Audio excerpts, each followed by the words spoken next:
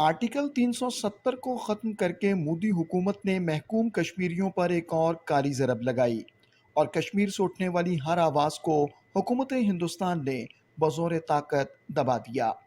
लेकिन कश्मीर के लोग अपनी आवाज भारतीय ऐवानों और पूरी दुनिया तक पहुंचाना चाहते थे।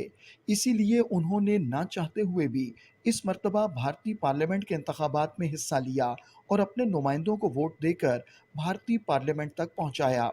भारतीय चैनल द वायर की एडिटर आरफा खानम शेरवानी ने भारत के गैर कानूनी जेर तसल्लुत जम्मू और कश्मीर में आर्टिकल 370 की मनसूखी के बाद के हालात और इस मर्तबा लोकसभा के इलेक्शन में कश्मीरी लोगों के हिस्सा लेने की वजह पूछी तो इसके जवाब में रूरला ने वाजे किया कि कश्मीर के लोगों ने भारतीय हुकूमत को नहीं बल्कि उन्हें अपनी आवाज़ बनाने के लिए वोट दिया।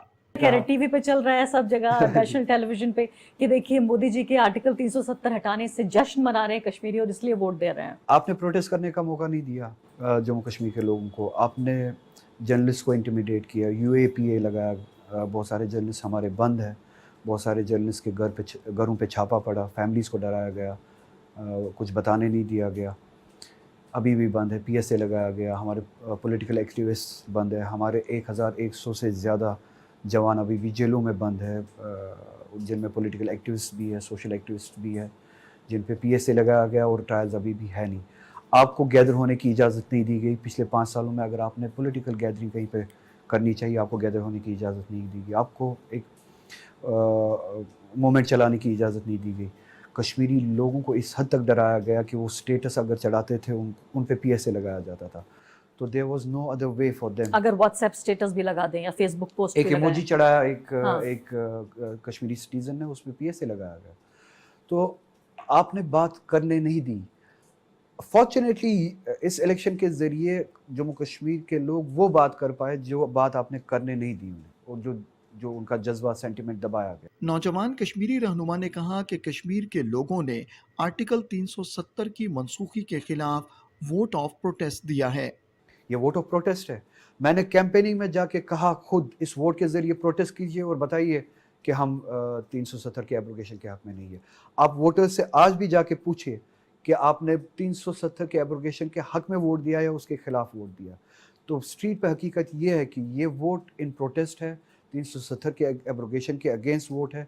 आरफा खानम ने रूल्ला से पूछा कि क्या उन्हें अब भी उम्मीद है कि आर्टिकल 370 बहाल हो सकता है, हालांकि भारतीय सुप्रीम कोर्ट इसकी मनसूखी के फैसले को जायज़ करार दे चुकी है।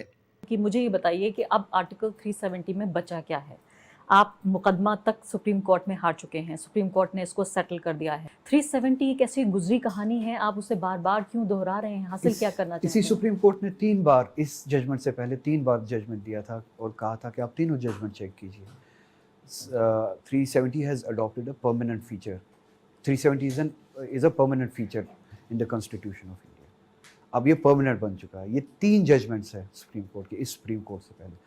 तो अगर बीजेपी के लिए और उनकी लाइक माइंडेड पार्टीज़ के लिए 3 जजमेंट्स सुप्रीम कोर्ट के काफ़ी नहीं है जिसमें कहा गया कि 370 अब परमानेंट है, तो हमारे लिए एक जजमेंट काफ़ी नहीं हो सकता ये कहने के लिए कि ये परमानेंट है। रूहुल्लाह ने मजीद कहा कि कश्मीर में भारतीय हुकूमत की बर्बरियत और कश्मीरियों की आवाज़ को ताकत के वहशियाना इस्तेमाल से दबाने के हौलनाक नताइज निकलेंगे। 1953 में इसी तरह का एक काम किया गया कांग्रेस की तरफ से, सेंटर की तरफ से। हमारी ऑटोनॉमी छीनी गई, प्राइम मिनिस्टर शेख अब्दुल्ला साहब जो थे मरहूम, उनको बंद किया गया। उसके बाद 40 साल तक इसी तरह का माहौल था कश्मीर में। बट व्हाट हैपन, जो कश्मीर के लोगों में गुस्सा था वो 40 साल के बाद उभर के आया। So do not gate fooled. 2019 में हमने जो किया, ये अब जो हालात, ये परमानेंट है। The people of Jammu and Kashmir have a sense of defeat. वो वहाँ पे इस वक्त वो ये साइलेंस है इन सरेंडर, और ये बहुत बुरी साइलेंस है।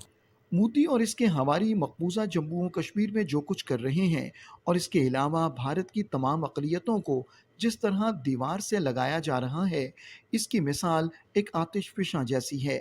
कश्मीरियों और भारत की तमाम अक़लियतों के दिलों में पकने वाला लावा जब बाहर निकलेगा तो ना सिर्फ मोदी हुकूमत को ले डूबेगा बल्कि पूरे भारत के टुकड़े टुकड़े कर देगा।